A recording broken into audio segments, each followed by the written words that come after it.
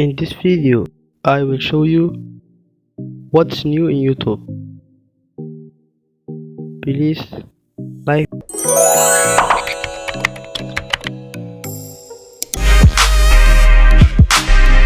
This is my official account. Shirkadda waxay leedahay cadow iyo waxaas. Shirkadda YouTube awalkii hore markaa ratid inaad AdSense samaysid ama lacag samaysid waxaa uga heshid. Shirkadda YouTube waxay tartamaysaa Instagram, Facebook xagga dakhliga lacagta.